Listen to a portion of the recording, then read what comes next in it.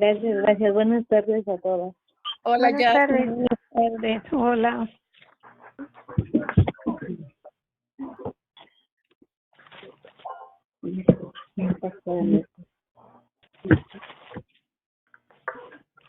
La que va a compartir es Yasmín. Ella es estamos, es hermana de la hermana. Bueno, pues vamos a seguir con las cartas de Pablo a Timoteo. Y ya estamos en el capítulo 3.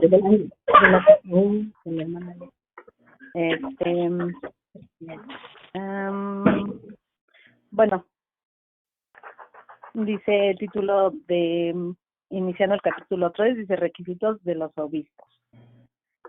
Lo voy a leer, bueno, el capítulo se divide en 3 partes, entonces lo voy a leer así y vamos estudiando. Dice, palabra fiel, si alguno anhela obispado, buena obra desea, pero es necesario que el obispo sea irreprensible, marido de una sola mujer, sobrio, prudente, decoroso, hospedador, apto para enseñar, no dado al vino, no pendenciero, no codicioso de ganancias deshonestas, sino amable, apacible, no avaro, que gobierne bien su casa, que tenga a sus hijos en su gestión con toda honestidad, pues el que no sabe gobernar su propia casa, ¿cómo cuidará de la iglesia de Dios? No un neófito, no sea que envaneciéndose caiga en la condenación del diablo. También es necesario que tenga buen testimonio de los de afuera para que no caiga en descrédito y en lazo del diablo. Bueno, pues aquí vemos un listado que le da Pablo a Timoteo. Dice, cuando Timoteo recibió esta carta de Pablo, estaba ejerciendo el pastorado en la iglesia de Éfeso. Éfeso era una ciudad pagana en la que los pecados sexuales estaban a la orden del día. Y veíamos en el capítulo anterior que hacía referencia a unas mujeres que les daba instrucciones de adoración, y ahí había algunas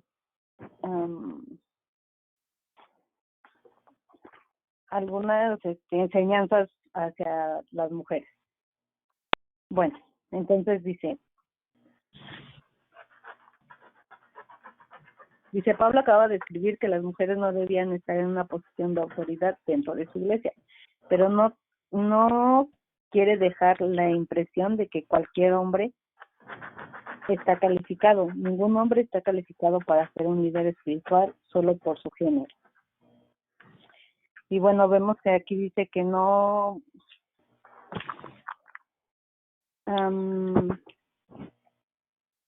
que el que aspira a ser obispo, a noble función aspira.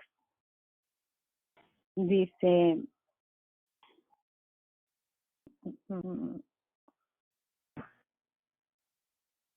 la idea no es que uno aspire por quedar bien con alguien más, sino para quedar bien con el Señor, para tener la obra, el liderazgo de la iglesia, pero basada en la enseñanza del Señor. Veíamos aquí que decía que habían líderes, en esa iglesia habían líderes que estaban dando una mala enseñanza. Por eso Pablo le escribe eso a Timoteo. Dice la buena obra, pero es un trabajo difícil. El ministerio de ser obispo o pastor no es un trabajo fácil, ya que es quien se encarga de liderar la iglesia. Y los requisitos para liderarla eran, dice, así que el obispo debe ser intachable, esposo de una sola mujer.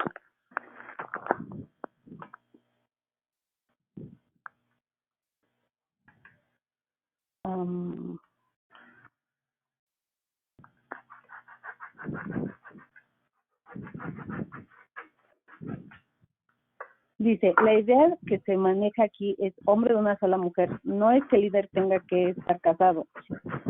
Si así lo fuera, la idea tampoco es que un líder nunca podría casarse. La idea es que el amor, el afecto y el corazón se les den a una sola mujer, aquella que sea su legítima esposa ante la ley. Eso significa que el líder bíblico no fuera un mujeriego. Como les digo, en Éfeso era una ciudad idólatra y pues vivían en el pecado.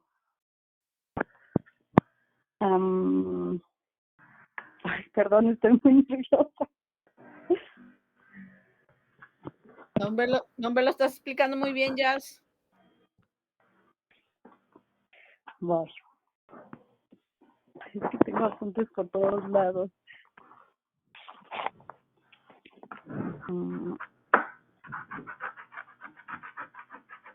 Dice, el primer requisito que es esencial en un pastor es que Dios haya puesto en su corazón el deseo para este trabajo.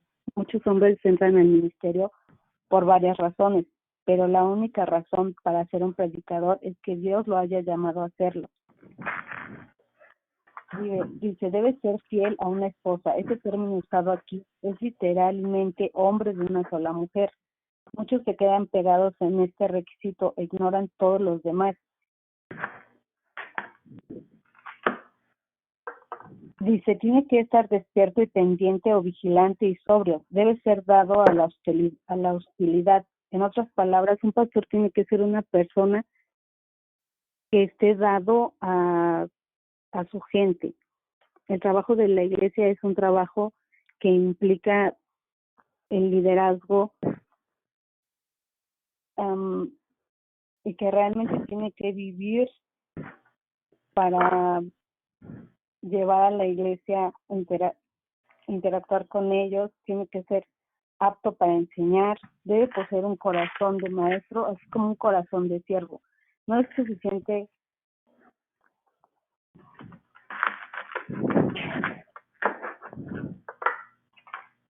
dice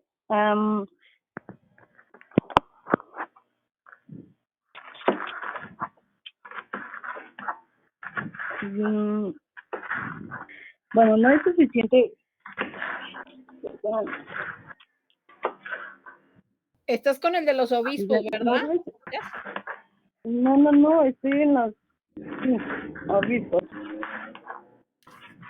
Dice, así que el obispo debe ser intachable, esposo de una sola mujer, moderado, sensato, respetable, hospitalario, capaz de enseñar. No debe ser borracho, ni pendenciero, ni amigo del dinero, sino amable y apacible. Debe de gobernar bien su casa y hacer que sus hijos le obedezcan. Amén. Dice, el paréntesis que encontramos en el versículo 5, el que no sabe gobernar su propia casa, ¿cómo cuidará de la iglesia de Dios? Nos ayuda a entender mejor a Pablo. La iglesia, a fin de cuentas, es una familia.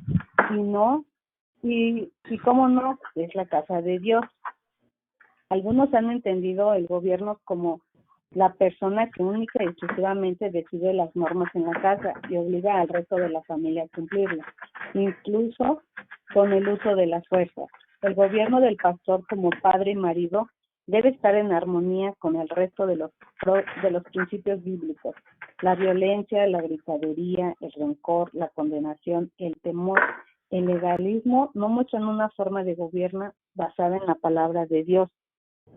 Dice, la poca moral, la falta de atención de la familia, la permisividad y la falta de disciplina tampoco muestran los valores bíblicos que deben acompañar al gobierno de la casa.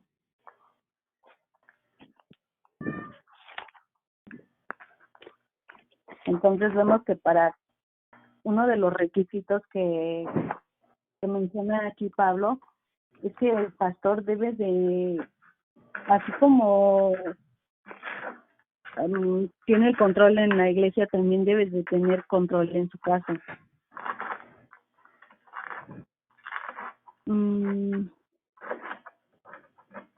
Porque el que no sabe gobernar su propia familia, ¿cómo podrá cuidar de la iglesia de Dios? No debe ser un recién convertido. ¿Puedo hacer una pregunta? Yo creo que a la Sí. pastora Mirti o la que sepa contestármela, que yo siempre he tenido dudas de que, por decir, si uno o un pastor o no sé, cualquier persona que esté sirviendo en la iglesia, y por decir, nuestros hijos no están en los caminos del Señor o nuestro esposo, lo que sea. O sea, eso, bueno, si es pastor, bueno, eso es otra cosa, ¿no? Pero cualquier otro ministerio, eso interfiere para que uno pueda, por decir, dar clases o cosas así. Porque te dicen, pues, como dice aquí, ¿no? Si no puede gobernar su casa.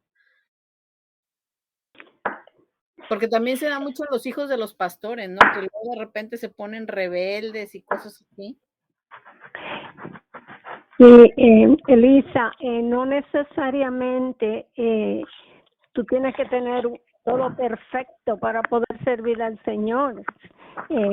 Sabemos que en todas las familias hay situaciones.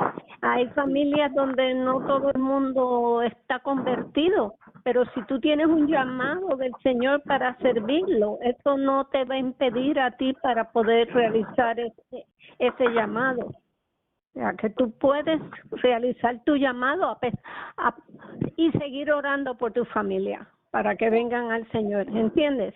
Sí, sí, sí. Sí, yo también siempre he pensado lo mismo, ¿no? Pero luego ya ve que hay personas que te dicen, no, que cómo puedes estar compartiendo la palabra, ¿no? Si tú, por decir, si uno de tus hijos no quiere aceptar al Señor o cosas así, ¿no? Pero gracias, pastora, por la aclaración. Sí, claro. Gracias, Jazz.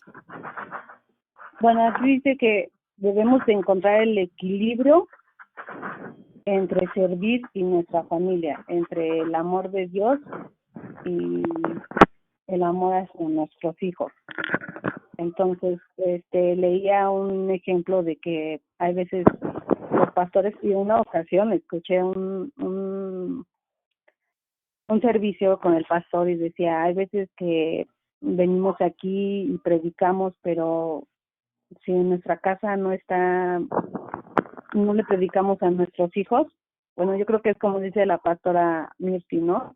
Tenemos que seguir orando por ellos y al final de cuentas es el amor que nos da el Señor, ¿no? Y que nosotros tenemos que darlo a nuestros hijos y a quienes servimos.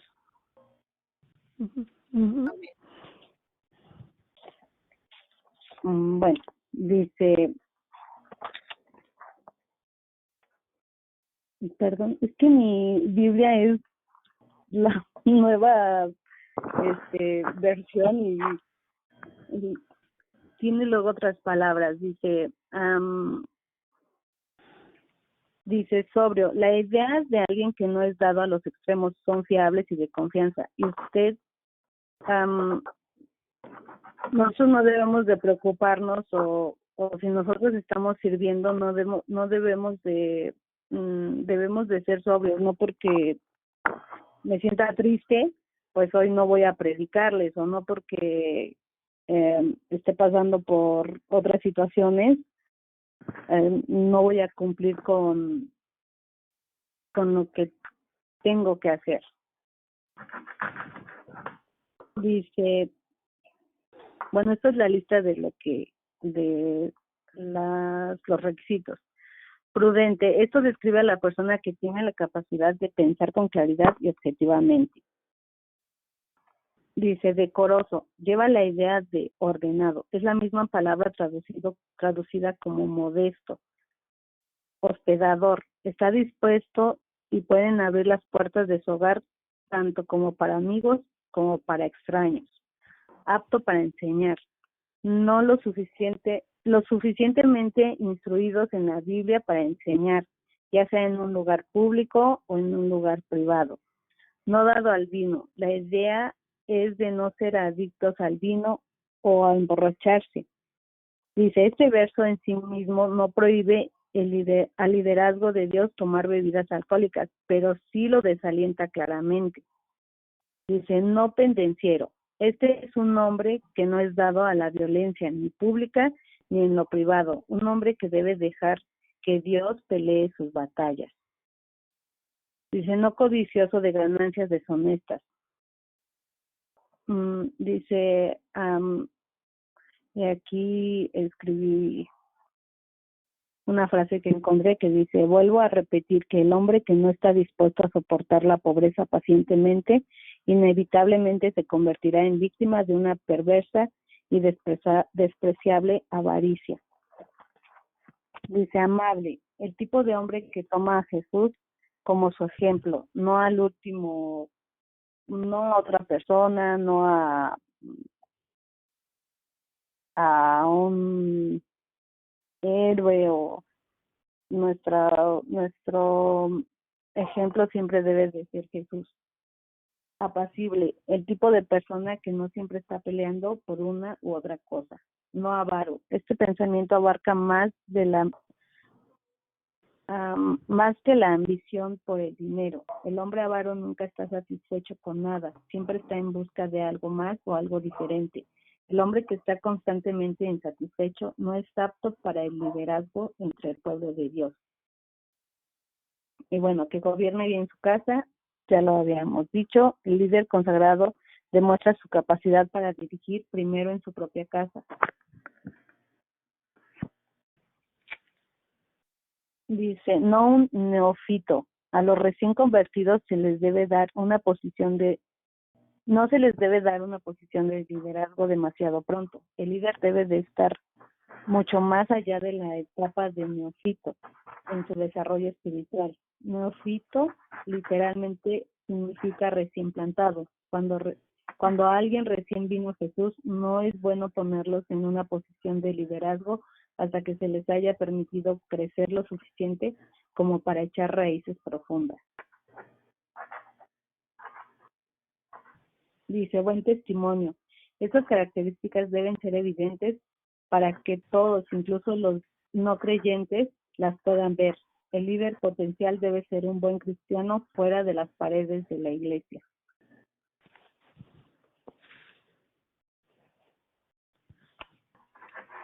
Dice, vamos en el 8, requisitos de los diáconos. Los diáconos asimismo deben ser honestos, sin doblez, no dados a mucho vino, no codiciosos de ganancias deshonestas, que guarden el misterio de la fe con limpia conciencia, y estos también sean sometidos a prueba primero y entonces ejerzan el diaconado, si son irreprensibles. Las mujeres asimismo sean honestas, no calumniadoras, sino sobrias, fieles en todo. Los diáconos sean maridos de una sola mujer y que gobiernen bien sus hijos y sus casas, porque los que ejercen bien el diaconado ganan para sí un grado honroso y mucha confianza en la fe que es Cristo Jesús. Dice,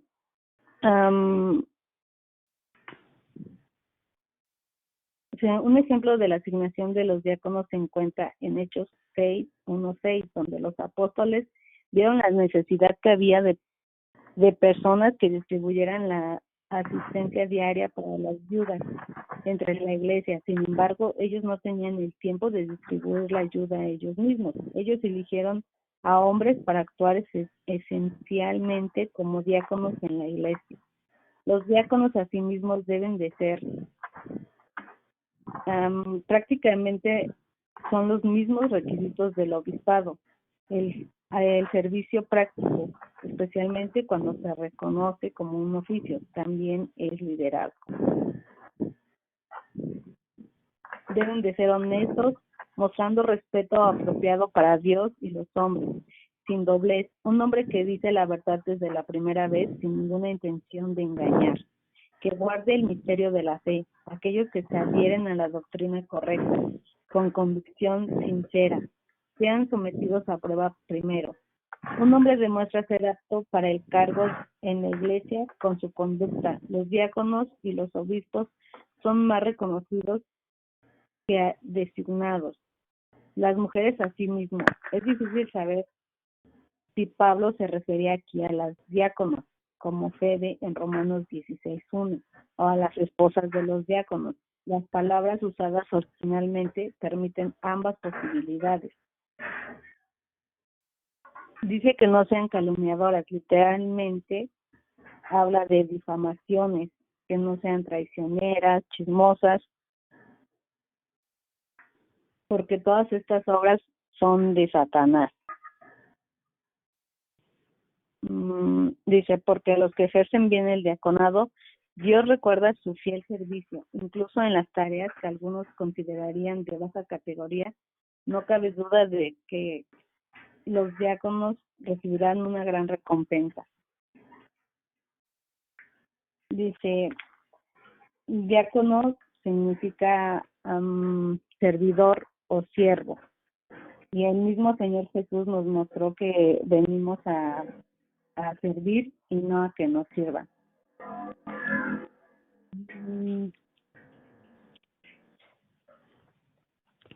Bueno, ¿alguien tiene alguna pregunta?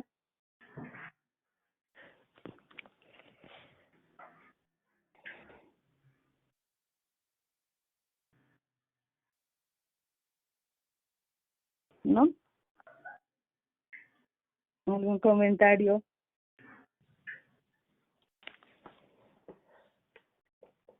Vas muy bien, Jazz. Perdón, no le podía quitarle el mute. No, pues lo estás explicando muy bien.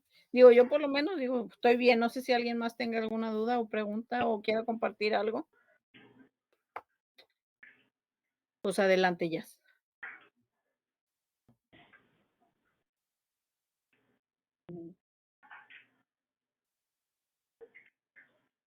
Bueno, aquí nos vamos, dice, el misterio de la piedad. Esto te escribo, aunque tengo la esperanza de ir pronto a verte, para que si tardo, sepas cómo debes conducirte en la casa de Dios, que es la iglesia del Dios viviente, columna y baluarte de la verdad. E indiscutiblemente grande es el misterio de la piedad. Dios fue manifestado en carne, justificado en el Espíritu, visto de los ángeles, predicado a los gentiles, creído en el mundo, recibido arriba en gloria.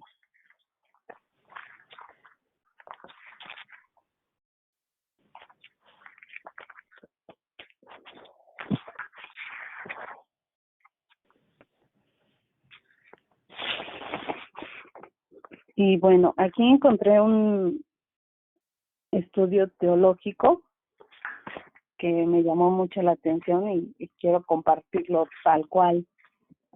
Dice, este pasaje constituye el punto divisorio de la primera epístola a Timoteo y forma un puente de transición de la enseñanza del apóstol Pablo sobre la adoración pública y los requisitos para la obra del ministerio descritos en los capítulos previos a las instrucciones y exhortaciones prácticas que siguen. Dice, Pablo revela su esperanza de unirse pronto con Timoteo, si no en Éfeso, de seguro en Mileto, mas por si acaso no le era posible realizar sus planes, escribió una epístola para estar seguro de que el joven recibiría sus instrucciones, en una manera que parece enfatizar que el verdadero ministerio descrito previamente tiene una relación directa con el entendimiento que se tenga en la iglesia. El apóstol presenta de manera resumida el propósito de toda su carta. Afirma que, aunque planea regresar pronto, escribe sus instrucciones a fin de que Timoteo, al igual que todo creyente, sepa cómo conducirse en la iglesia. La palabra traducida conducirse es anastrefo, que describe tanto el andar como el hablar de la persona. Es decir, que se refiere a toda la vida del creyente, su comportamiento externo, pero también su carácter interno. La base para una conducta apropiada de los creyentes es la propia naturaleza de la iglesia, que Pablo procede a explicar mediante 3 figuras sumamente descriptivas.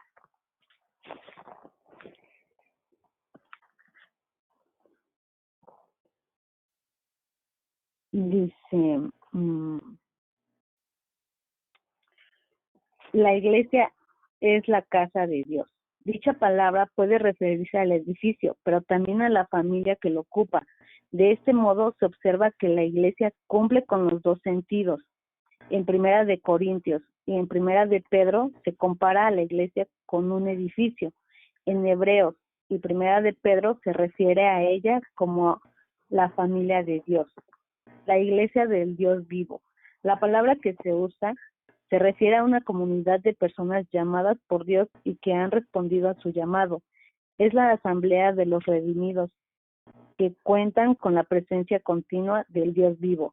Esta experiencia debe ser muy real en las reuniones de los creyentes, al grado que tanto en la adoración que le brindan a su Señor como en la proclamación de su palabra, que la presencia de Dios sea tan patente aún a los no cristianos y que se pueda decir, de veras, Dios está entre vosotros. La iglesia como columna y fundamento de la verdad. La palabra columna o pilar y fundamento también se refiere a la figura de un edificio. En este caso, la idea de fundamento es la de soporte y cimiento, que es lo que prevé la estabilidad y permanencia a una construcción. Con esta idea se ilustra que la iglesia ha de mantener firme e intactas la verdad, especialmente ante un mundo en el que prolifera la incredulidad y ante los mismos ataques internos de la herejía que tratan de destruirla. Por otra parte, la idea de columna era muy significativa en Éfeso, ya que uno de los puntos sobresalientes de esa ciudad era el templo de la diosa Diana o Artemisa.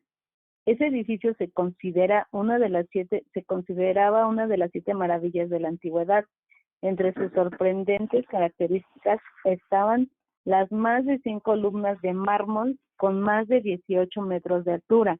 Se considera que la idea de las columnas no era solamente servir como soporte, sino poner el techo del templo en lo alto y a la vista de todos. En ese caso, al aplicar la figura de la iglesia, indicaba que entre sus deberes está el de mantener en alto la verdad a fin de que toda persona pueda verla. Por lo tanto, con esta descripción se enseña que la iglesia debe proclamar la verdad y cuidar que no sea empañada por ninguna falsa doctrina. El misterio de la piedad. Bueno, yo lo busqué porque me llamó la atención el tema que está en la Reina Valera, porque en la mía está todo el capítulo de corrido, pero supongo que en la de usted, bueno, de muchos de ustedes está como el misterio de la piedad.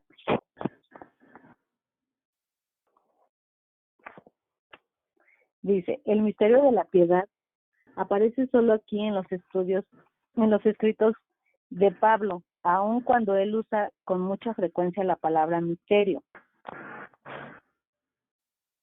Dice,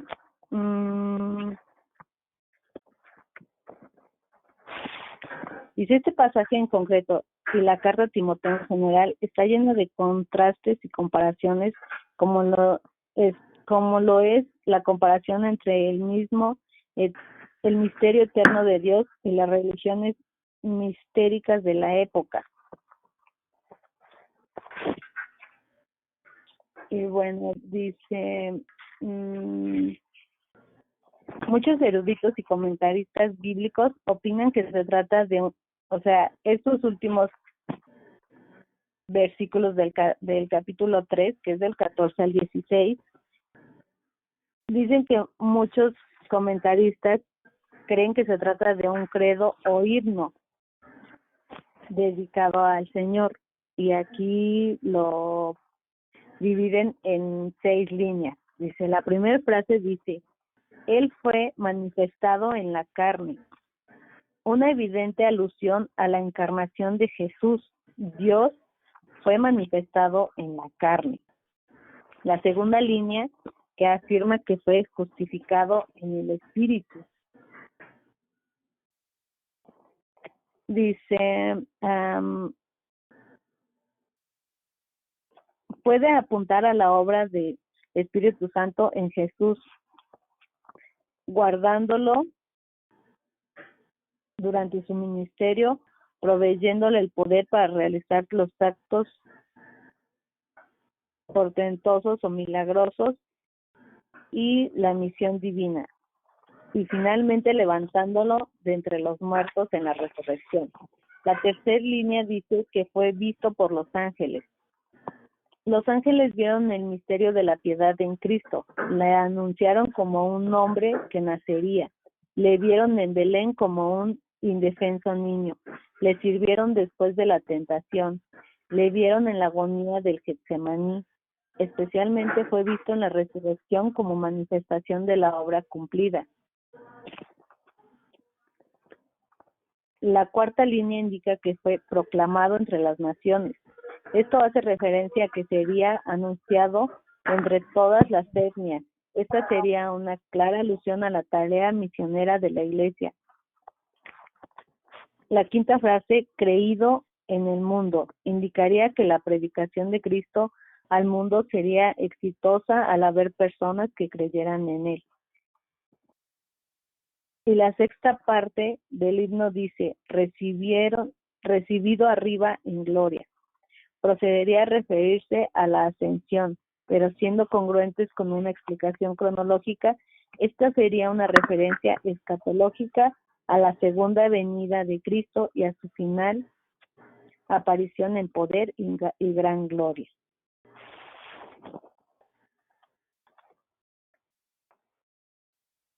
¿Alguien tiene alguna pregunta?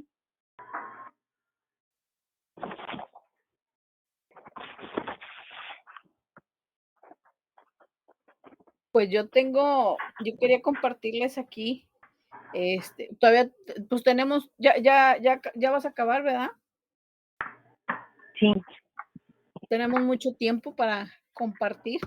Ya ven que nunca tenemos tiempo. No, pero si quieres acaba y ya les comparto algo que viene con mi Biblia, que me parece interesante. Sí, adelante, Jazz.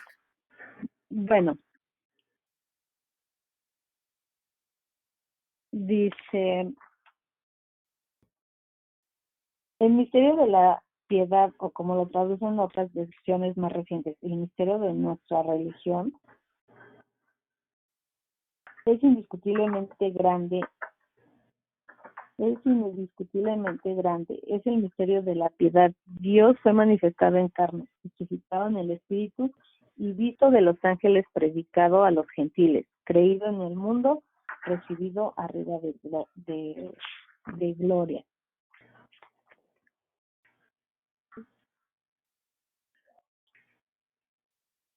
Bueno, y en conclusión, dicen, toda institución humana existen normas, leyes o requisitos que debemos cumplir, y aún adentro de nuestros propios hogares las hay.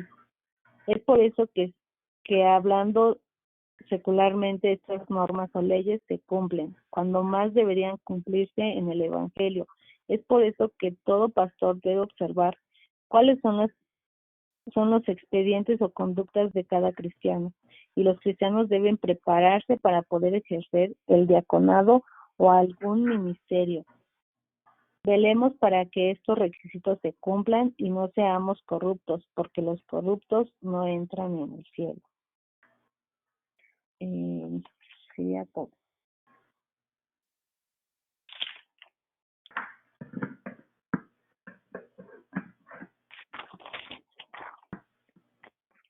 ¿Alguien tiene algún comentario?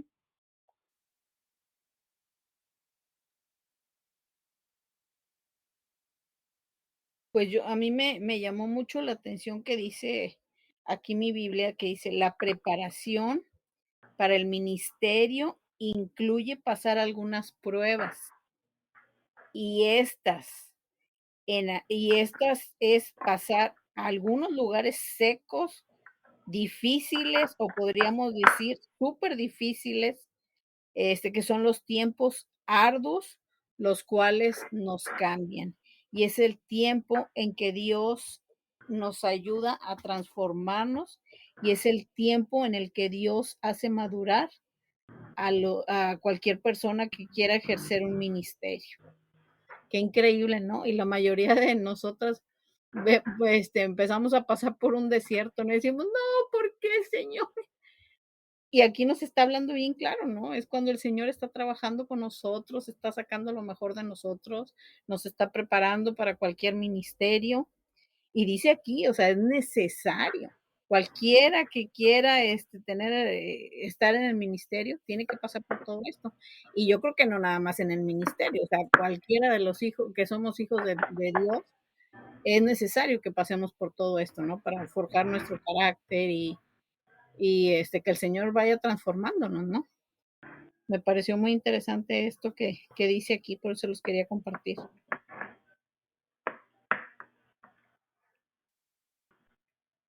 ¿Alguien más quiere compartir algo?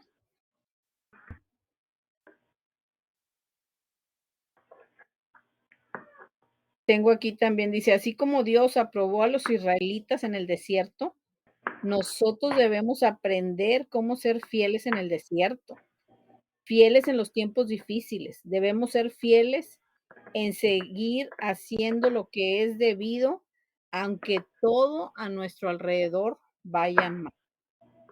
Si queremos ejercer autoridad, también debemos saber cómo estar bajo autoridad. Y esto es muy importante, ¿no? Porque hay líderes que solo les gusta, pues no lo hacen con humildad, no lo hacen con amor, sino, pues en vez de darle la gloria al Señor, quieren la vanagloria para ellos, ¿no? Y tratan de humillar a los demás y los tratan mal y de eso no se trata. O sea, nosotros venimos a servir, ¿no? Dice aquí que cualquiera que desee estar en autoridad tiene que estar bajo autoridad primero. Tiene que aprender a sujetarse a sus mayores. Exacto. Ujú. Debemos Sí, muchas respetar y obedecer la personas, autoridad. Sí, perdón, pastora. no, perdóname que te interrumpí. No, que iba a decir que muchas personas buscan estar en posición de liderazgo en vez de esperar que sea el Señor el que lo señale ¿verdad?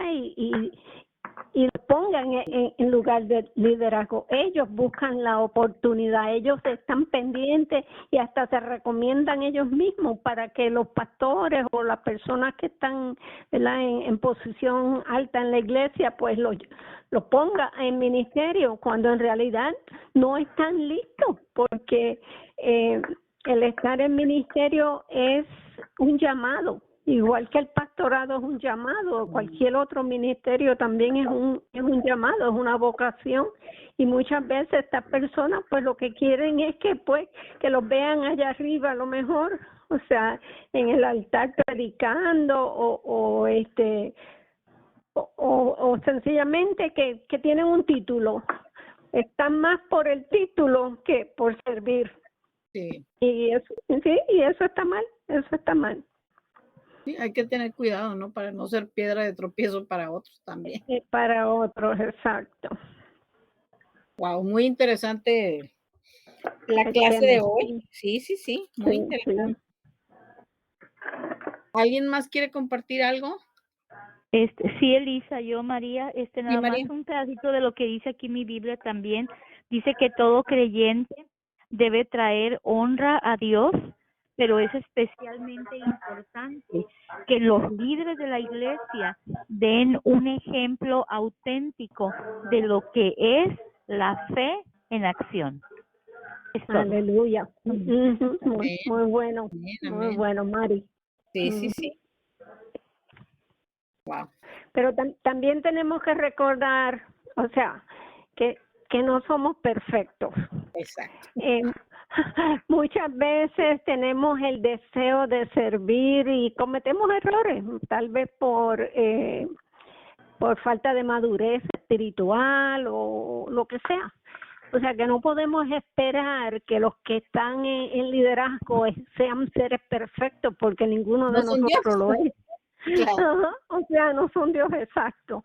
Y pues sencillamente esas personas, pues lo importante es que esas personas reconozcan cuando fallan, lo admitan, porque muchas veces no quieren admitir cuando fallan, porque todos cometemos errores, o sea, ninguno de nosotros es perfecto. Claro. Es solamente uno, ¿verdad? Su nombre es Jesús.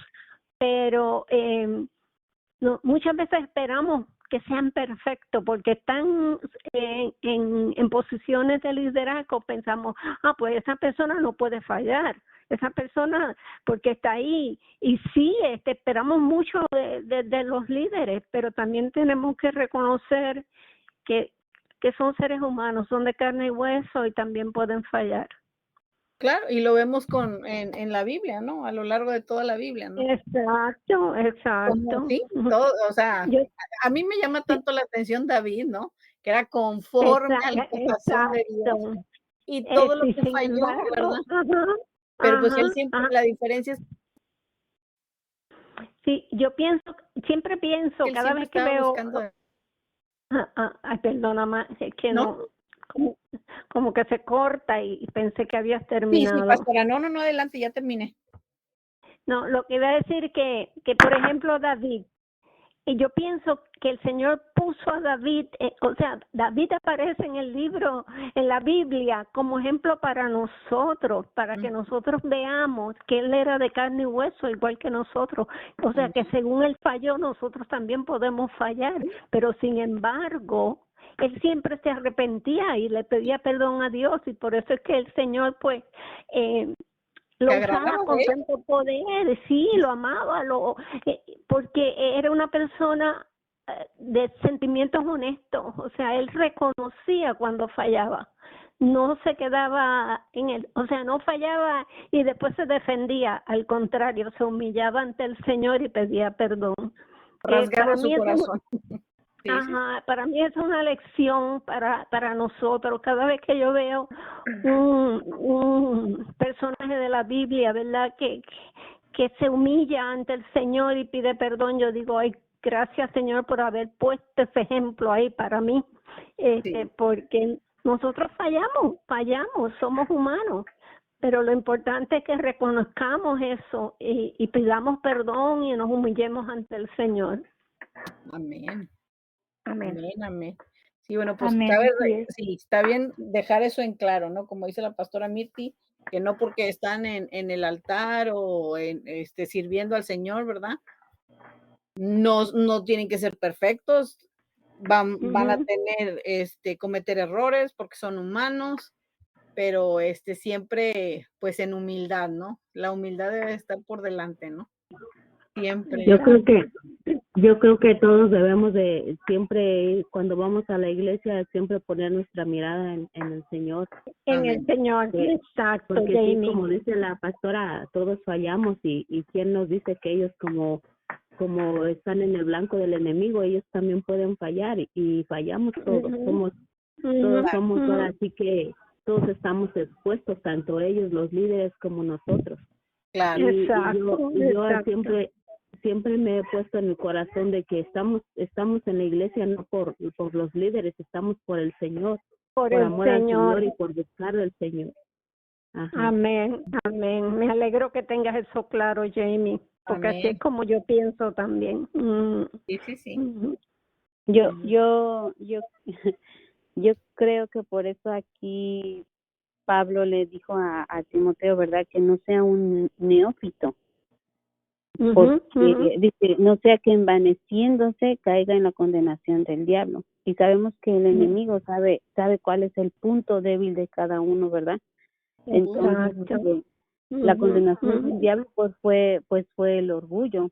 Entonces, una persona, y yo creo que todas estamos propensas a todos venimos de ahí, todos estamos propensas a enorgullecernos, ¿verdad?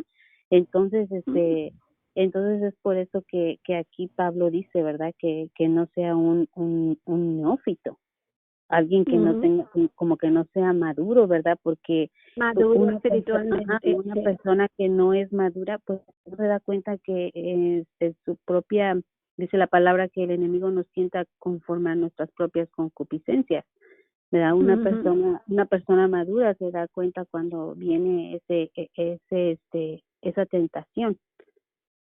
Y yo creo que así es como era David, ¿verdad? Él tomaba las armas de su milicia, como ahora sí, como todos lo tenemos que hacer. Y cuando venía esa tentación, pues por eso él dice que él había matado a osos y a leones, ¿verdad? Y espiritualmente, pues, espiritualmente o simbólicamente, ¿verdad? Eso es allá atrás con el Señor, ¿verdad? Esos sentimientos y esas emociones, todas esas cosas que vienen a nosotros. David ya los había vencido, ¿verdad? Entonces, entonces es por eso que y para cuando David cuando lo ungió Samuel y para cuando fue rey, fue todo un proceso, todo un tiempo largo, ¿verdad? Sí, entonces sí. muchas veces pensamos que David mató al gigante y ya se hizo rey. No, eso fue un tiempo muy largo. Él tuvo muchos años, todo un proceso, todo un desarrollo en el Señor, ¿verdad? Entonces, y por ejemplo Moisés también, ¿verdad? Él estuvo 40 años en el desierto antes de ir a liberar al pueblo de Israel. Al pueblo de Israel, ¿verdad? Entonces, y aún así falló, le pegó a la peña cuando le debió haber hablado, ¿no? Y por eso el Señor no le permitió pasar a la tierra prometida. Entonces,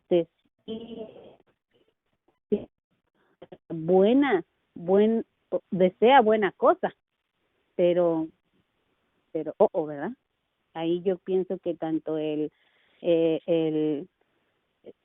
Timoteo tenía una enorme responsabilidad como al que iba a estar, ¿verdad? Como su ayudante de Timoteo, como un obispo, ¿verdad?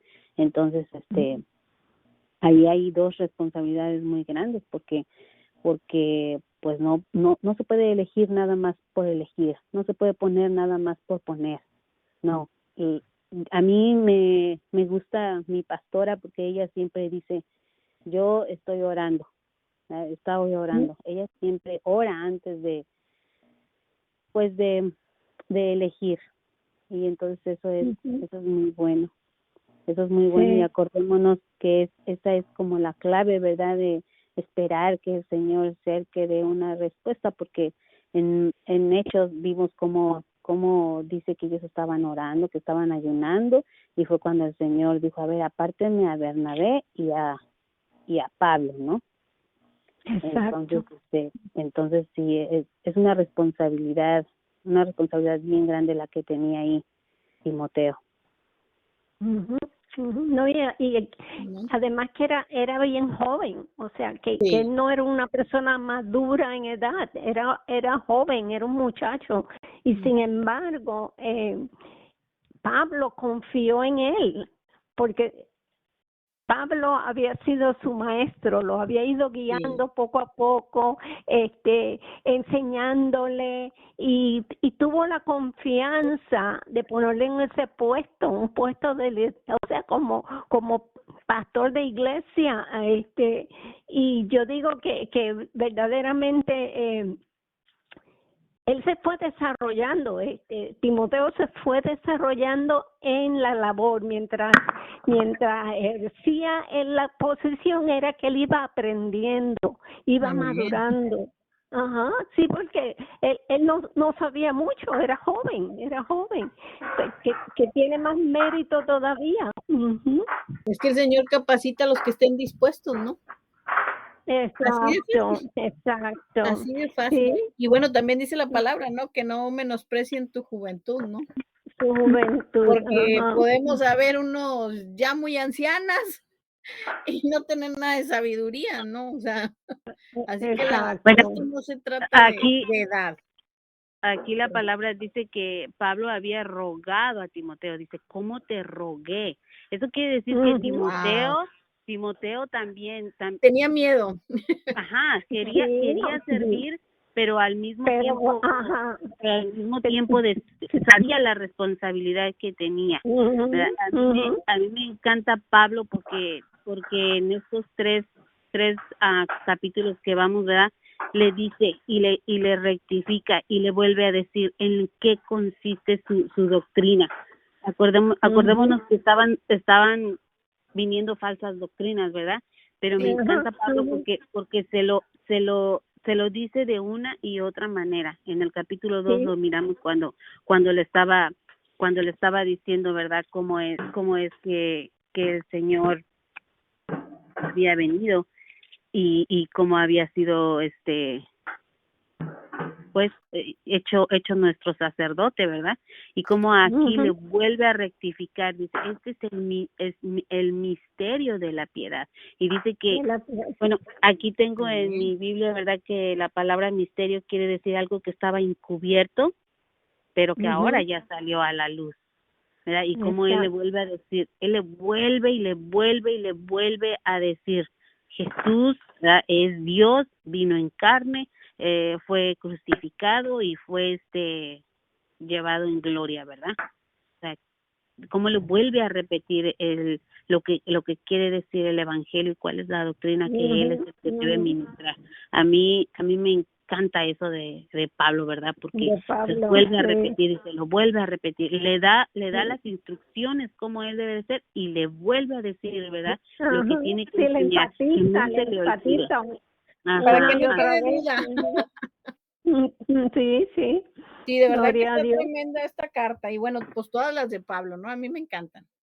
Todas, Sí, todas. Sí, a mí también. Wow. ¿Alguien más quiere compartir algo? No, pues ya nos quedan 7 minutos. O alguien más, Jazz, ¿quieres? Ya no sé si ya habías terminado, te quitamos.